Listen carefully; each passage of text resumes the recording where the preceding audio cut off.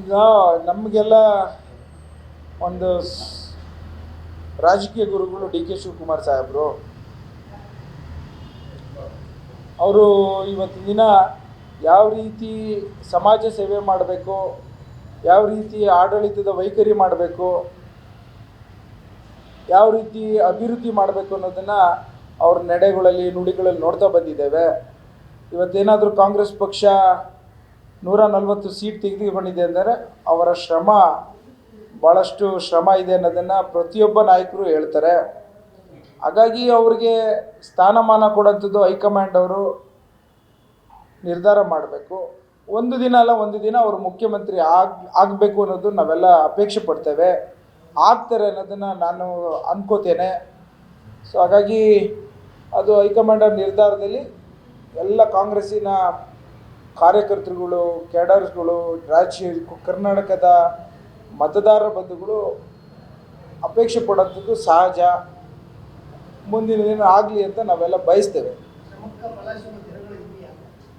100% ಏನೇನು ನೋಡಿ, ಕೃಷಿ ಇದ್ದಂಗೆ ರಾಜಕೀಯ.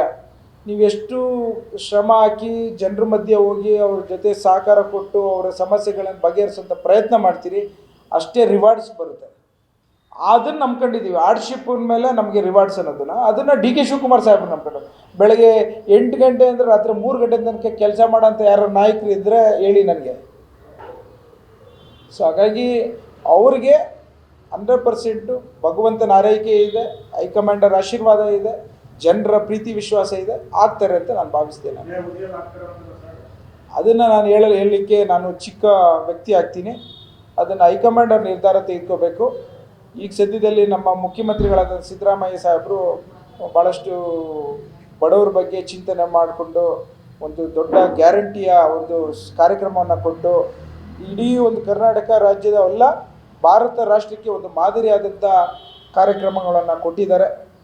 ಮುಂದಿನ ದಿನಗಳಲ್ಲಿ ಡಿ ಕೆ ಶಿವಕುಮಾರ್ ಸಾಹೇಬರು ಮುಖ್ಯಮಂತ್ರಿ ಆಯ್ತಾರೆ.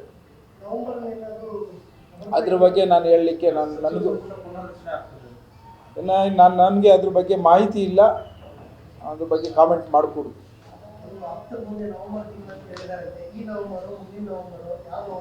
ಎಲ್ಲ ಹೈಕಮಾಂಡ್ ಅವರು ನಿರ್ಧಾರ ಮಾಡ್ತಾರೆ.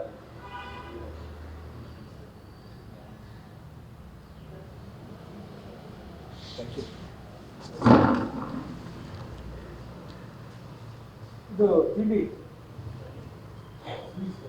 ಕೊಡು, ಸ್ವೀಟ್ ಕೊಡು. ಬೇರೆ ಏನು ರಾಜಕೀಯ?